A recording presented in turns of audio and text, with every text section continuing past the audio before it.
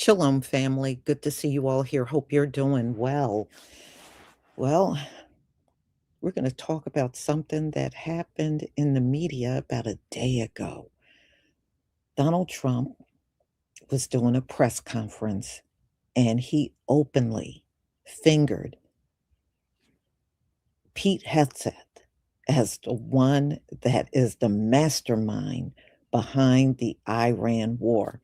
And stupid Pete Hegseth just don't realize Donald Trump set him up. I saw it, and many other people saw it. He got set up. And he doesn't realize when Donald Trump's term is over, they got every reason to come after him for crimes against humanity. Pete is definitely not the sharpest tool in the shed. But I know what Donald did. So I just a reminder, y'all, the Hebrew Spring New Year sale is still on until tomorrow.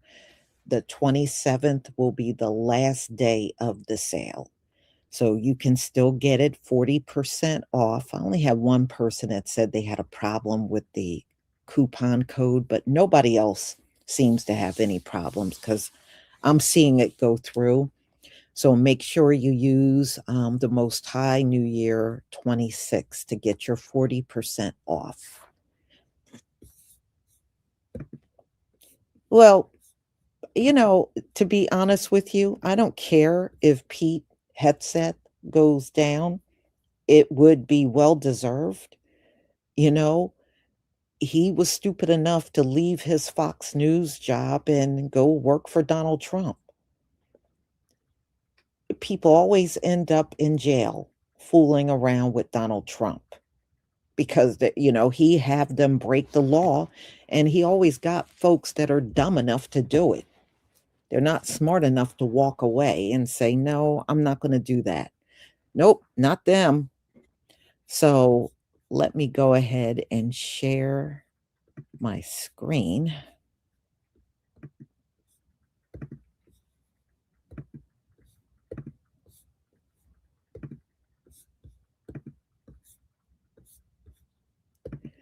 All right, y'all, please give me a 1 if you can see my screen.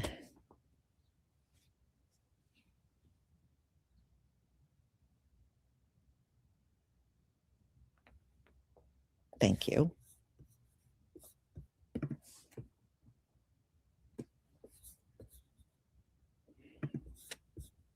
Pete, I called General Kane, I called a lot of our great people. We have great people. And I said, let's talk. We got a problem in the Middle East. We have a country known as Iran that for 47 years has been just a purveyor of terror.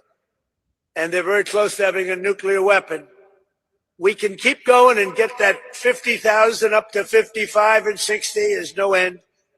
Or we can take a stop and make a little journey into the Middle East and eliminate a big problem. And Pete, I think you were the first one to speak up. And you said, let's do it, because you can't let them have a nuclear weapon. Donald Trump just threw Pete Hegseth under the bus as he's blaming Hegseth as the one who started the war in Iran. Now, as you know, Donald Trump loves to blame others for all his failures.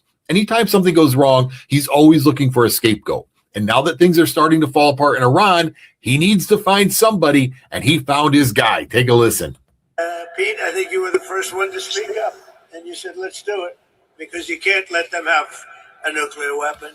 That's right. Donald Trump was looking for some answers, and it was Pete Hegseth who said, let's do this, let's go in. That right there is the seed. If Donald Trump needs somebody to blame, if he needs somebody to take the fall, Pete Hegseth, you're the guy. Now, I'm sure you would love it if it could be Biden. But in this situation, how do you blame Biden? He hasn't been around for a year. This is all the Trump administration. But as things are starting to fall apart, as Iran is becoming entrenched, as they're calling Donald Trump out and showing that they can withstand a bombing, Trump is going to have to look for the fall guy. And Pete, you're it.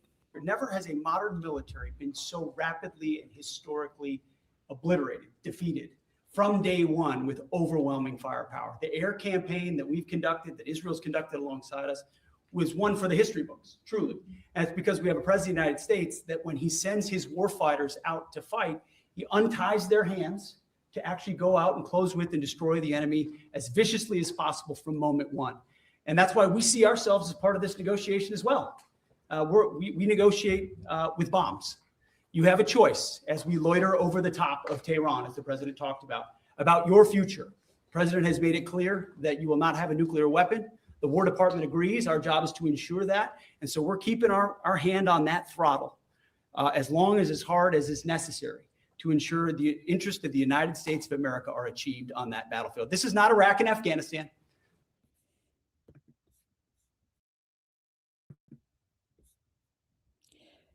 He sounds as stupid as Donald Trump. Wania, thank you for what you wrote. You said, well, these folks should never be concerned about their dying race because this war will definitely wipe Tahoe out of the game. No new generation of white people. Yeah, it don't pay to have a low birth rate and you love wars. Okay, I definitely agree with you on that one. Man, no better truth has been spoken, because I just find it hilarious. On one hand, they crying about their low birth rate, and on the other hand, they love war. They love war. Every single war up in here has been started by the same consistent people. So, oh yeah, they'll if they keep warring with each other and with other nations, they'll be out of here in no time, talking about 2040 and all that stuff. Oh no, it'll be way sooner than that. Keep these wars up, you'll be out of here in no time.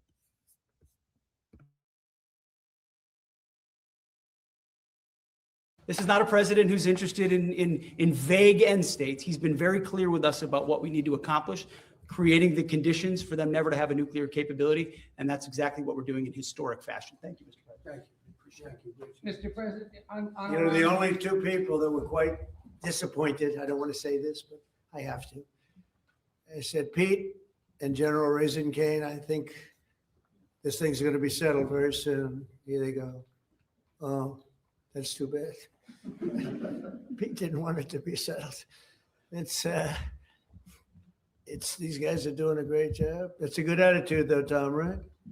They were not interested in settlement. They were interested in just winning this thing. Donald Trump has shifted blame onto Pete Hegseth, suggesting he was the one who initially supported the action in Iran. That single statement could be doing more than people realize at first. Trump has previously been called out for redirecting accountability, especially when situations become harder to control or predict. Now, with tensions rising, bringing Hegseth into the spotlight may not be accidental at all. It shifts part of the focus away from Trump and places it onto someone else connected to the early stages of the situation. At the same time, Trump emphasized that Iran should not be allowed to possess nuclear weapons. This point gives the situation a clear and simple explanation that is easy to repeat, share, and defend publicly. But the timing matters more than anything else here. As things grow more complicated, having that narrative already in place makes it easier to manage reactions and expectations. If outcomes don't match expectations, attention can gradually move toward those who were presented as early supporters from the beginning. In the bigger picture, this may about shaping how responsibility is understood moving forward over time. Donald Trump just threw Pete Hegseth under the bus as he's blaming Hegseth as the one who started the war in Iran. Now, as you know, Donald Trump loves to blame others for all his failures. Anytime something goes wrong, he's always looking for a scapegoat. And now that things are starting to fall apart in Iran, he needs to find somebody, and he found his guy. Take a listen. Pete, I think you were the first one to speak up, and you said, let's do it, because you can't let them have a nuclear weapon. That's right. Donald Trump was looking for some answers, and it was Pete Hegseth who said, let's do this, let's go in. That right there is the seed. If Donald Trump needs somebody to blame, if he needs somebody to take the fall, Pete Hegseth, you're the guy. Now, I'm sure you would love it if it could be Biden. But in this situation, how do you blame Biden? He hasn't been around for a year. This is all the Trump administration. But as things are starting to fall apart, as Iran is becoming entrenched, as they're calling Donald Trump out and showing that they can withstand a bombing, Trump is going to have to look for the fall guy. And Pete, you're it. Pete, I think you were the first one to speak up, and you said, let's do it, because you can't let them have a nuclear weapon. So we are now having really good discussions. They started last night, a little bit the night before that, and I think they're very good. They want peace. They've agreed they will not have a nuclear weapon, et cetera, et cetera. But we'll see. You have to get it done. But I would say there's a very good chance. And it began when I said that I won't be. We were planning tomorrow on shooting down some of their power plants, and we're going to hold that up. Hopefully we won't have to do it. And hopefully we can make a deal that's good for all of us, including the Middle Eastern allies that have been very good to us, including Israel, that's been a great partner in this fight. They've really been a good partner in the fight. They fought hard. I'm saying, fuck that. I'm not taking the blame. These motherfuckers gonna get it. The situation was very quickly approaching the point of no return, and the United States found it intolerable, in my opinion, based on what Steve and Jared and Pete and others were telling me, Marco, so involved, that I thought that they were going to attack us. I thought they would, if we didn't do this at the time we did it, I think they had in mind to attack us. And Typical Donald Trump to blame somebody else. Should have did research before you jumped into that damn war. Even his own party is turning their back on him. I vote with Republicans 91% of the time.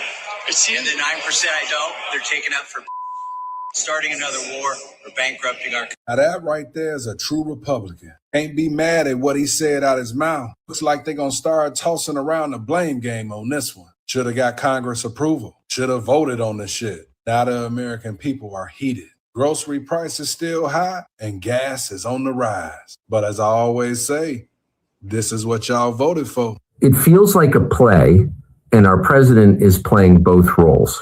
Right now, Trump is openly blaming his own defense secretary for the war with Iran, saying Pete Hegseth was the one who first pushed for military action, almost like this was his idea.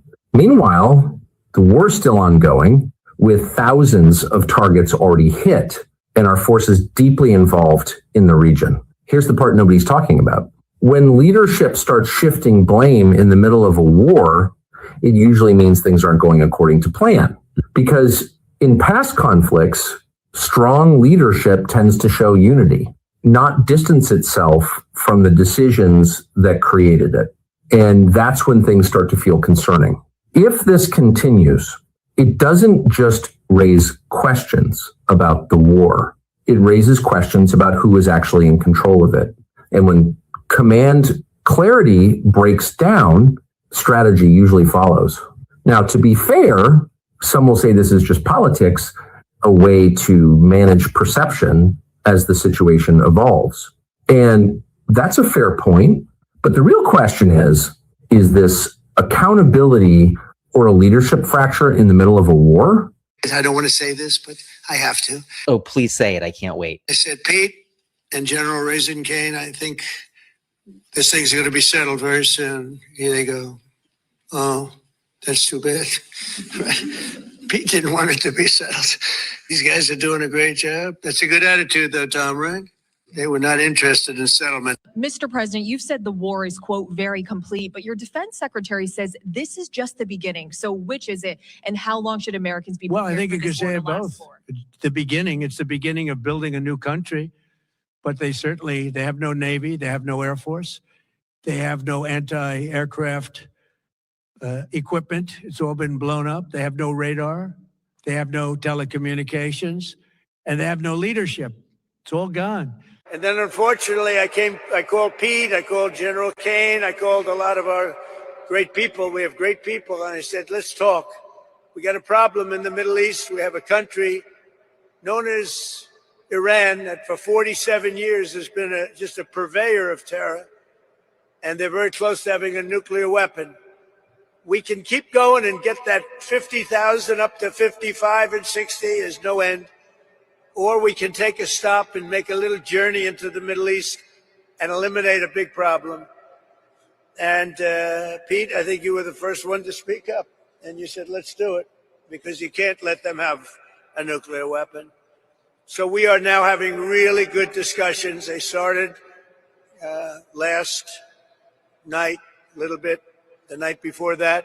It's like Trump is setting Hegseth up to be his fall guy. Watch this video where Trump tells the world that Iran war was Hegseth's idea. Heg's breath face, it crumples. You can tell he's thinking about them Bruenberg 2.0 trials coming his way. Committing war crimes, Pete. And Pete, I think you were the first one to speak up.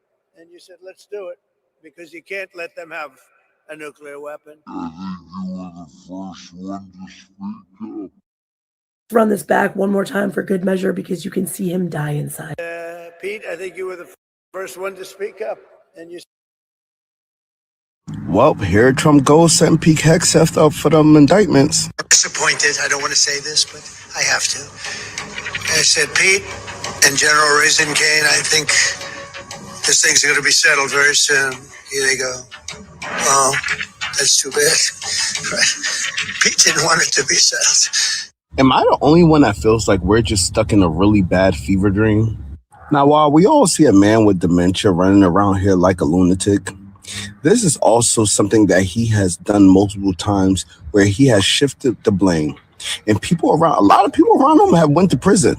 A lot of people around him have received indictments and been sued and all these things, even related to him. But the reason he has remained untouchable, because when it all comes down to it, he has put the target on somebody else. And when they come up and say, well, what happened with this war? You're going to hear him say, well, you heard me say on stage, Pete didn't want to end it. I absolutely wanted it to end. And that's what you get with the delusional president we have. Y'all, why is Trump throwing Pete Hegseth under the bus? The Department of War director. Why he said, he looked over there at Pete and said, Pete, you were the first one. You were the one. You the one told us to go to war. Do it. We can't let them just do this to us. Do it. Trump is throwing Pete under the bus, y'all. Go watch it. And Pete looking at him like, no, I didn't. No, I didn't say that. Baby, Pete, look. Go ahead and quit that job. Go ahead and quit that job. Because he just threw you under the bus. And guess what that means? You know what it means, Pete. They gonna be coming for your neck. They gonna be coming for your neck. Like they did Christy Nome. Yeah, you next, buddy. You're next.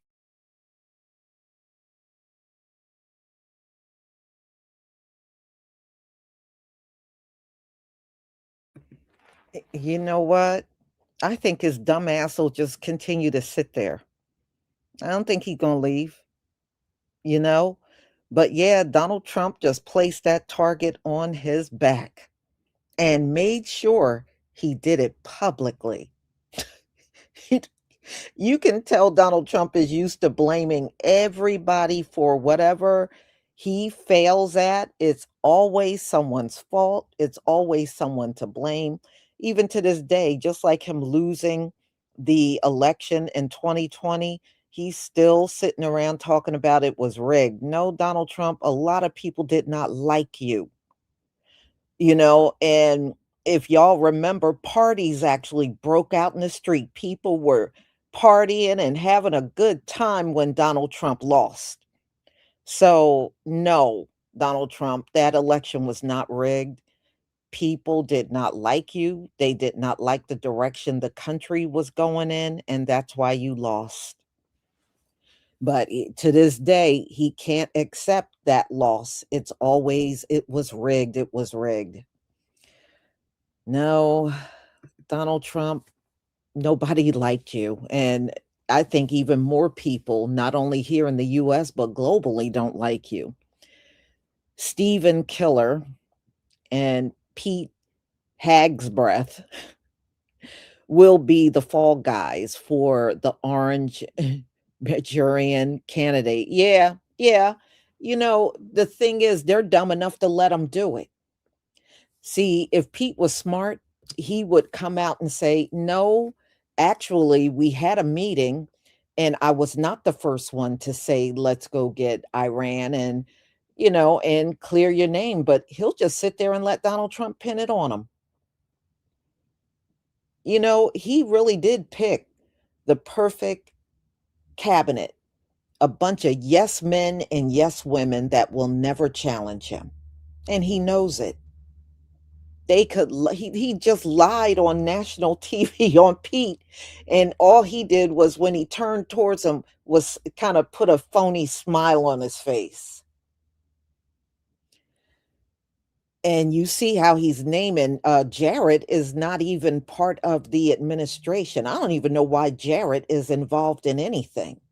He's not part of Donald Trump's cabinet. So why is he even involved in anything? It's like the Elon thing, you know, when it comes down to Jared. It's very similar to that. But hey, if these men want to devour each other, hey, I'm here to watch and be petty over it and keep talking about it. I love it. Let them sit and devour each other. I'm loving it. I'm loving it. So, Donald Trump, if there's anybody else in your cabinet that you're trying to take down so you won't go down, I'm here for it. I'm definitely here for it. Y'all, it is so true what the Most High said. He said, these Gentiles will destroy each other, and they are. We are watching it in real time, y'all. Watching it in real time. I love it. So, y'all, I'm going to go ahead and conclude. Thank you so much for being here. I have my next live coming up at 1:45. Now, they just passed a measure, y'all, that if any illegal commits a fraud, it is an automatic deportation. And you know they're doing this based on all that mess that went down with the Somalians and the billions of dollars the Somalians stole. Yeah, well, they now got a bill that passed in the House, and it's an immediate deportation for anybody that commits a fraud and you are illegally in this country. Oh, well, this is going to be very entertaining. So, y'all, I will see you at 1:45. And let me just, John L. 941, thank you for the super chat. I deeply appreciate your support for my channel. Shalom, family.